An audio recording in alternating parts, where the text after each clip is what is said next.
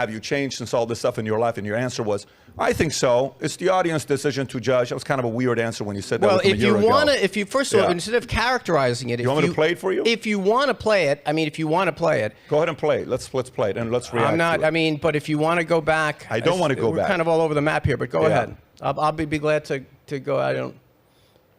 But I got one last question here before we wrap up. On WABC Radio in New York, they are exploring the left-right divide and major issues afflicting New York City and beyond. One of the co-hosts is former New York Congressman Anthony Weiner. He spent 18 months in confinement for sexting with a 15-year-old girl. He was released in 2019. He says he's ready to answer tough questions about his own life, the challenges facing the country.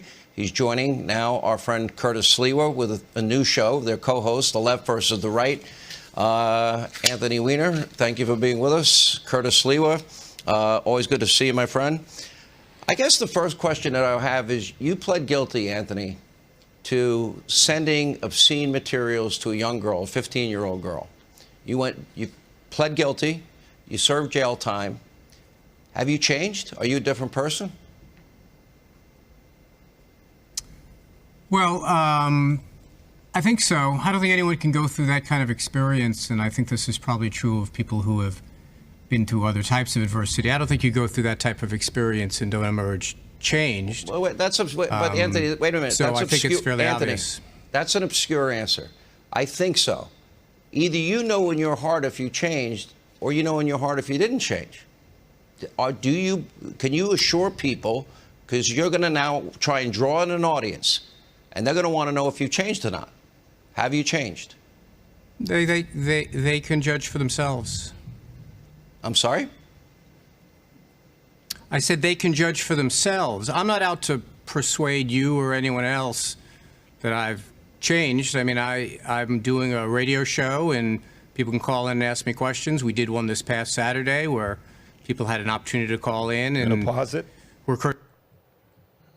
You said you want to react to it? No, you were characterizing it, so rather than you characterize it. Was I pretty accurate on characterizing it, or was I a little off? I'd be honest with you, it's Got a while I just ago. want to make sure I'm pretty accurate. Would it be fair to say you stand by that statement? Do you think you have changed?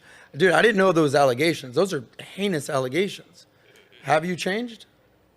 Well, we have a nuanced relationship with the notion of change in addiction, that we believe that you don't stop being an addict, that every day you've got to take your medicine.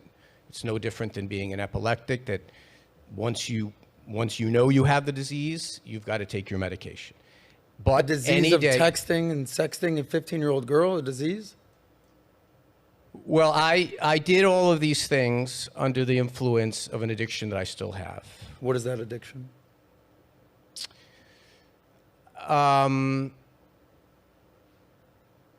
I would carry on. I've talked about this a lot on the radio show, but it's a little bit of a hard pivot here. I would carry on with dozens and dozens and dozens and dozens of people in something that I never met any of them. And in those dozens and dozens of interactions, some of them would be sexual, some of them would not be sexual, some of them would be me giving advice on how to change a fuse in your car. But that interaction that I was getting into was stimulating something in me that was addictive. That was, I couldn't stop, even after I had increasingly worse consequences, I couldn't stop. It accelerated to the point where I hit my bottom. Actually, when I went to prison was not when I hit my bottom, it was before then. I went to rehab, and I am in recovery today. But call it what you want. I mean, my brother died an addict. I'm in programs for addiction around this behavior. What were you addicted to? It's not really clear what was doing the thing. Is it the feedback? Is it the flirting? Is it the affirmation? Is it who knows? Process addictions like gambling and whatever, overspent. Like sometimes they unlike people who deal with alcohol, which I'm also, not doing. They're very easy. Put the cork in the bottle. We now binary thing. This is what it is that you're addicted to. In today's world, the rooms that I'm in are filled with people that it manifests in a lot of different ways. People with pornography, people around escorts, people around different elements of the part of our brain that stimulates that kind of stuff. So you're an attention addict? Are you a drug addict, a sex addict? I mean, the program. Narcissist? What is it? The program. Well, narcissist is a diagnosis of a thing. I'm in a program for sex addicts that has a really wide range of bottom lines. The people in these rooms, and we have a tradition not to talk about it, just like AA has, but doesn't do much anymore. But yeah, I mean, my program of recovery is related to sex addiction. Are you talking like from a standpoint of sex addiction, or you hear the phrase the minor attracted persons? Is that what you're talking about? The court said I didn't have any attraction to minors. The court case, we never had a trial. Yeah. As no one gets trials, there are no trials anymore in this country. We're down to about 2% of cases go to trial because of the penalties around going to trial. I pled. I accept responsibility. I did my time. I understood I understood what the judge meant when she said that no one's ever been sentenced for this before, but because you're a public figure and we have to make an example, I understand someone has to be the first in these types of circumstances. All of that being said, I don't think the system is corrupt. I don't think that I think there are things that should be fixed in it. But this is the greatest country on earth. We have a criminal justice system that is the worst in the world, except when compared to every other one.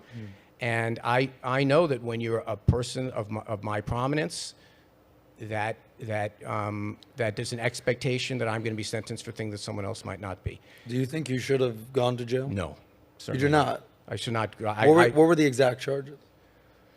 So the exact, as they said, I pled to. There was no, I didn't have a chance to go to trial. I didn't have a chance for them to put proof on, and that they didn't, there was no physical evidence. There was no,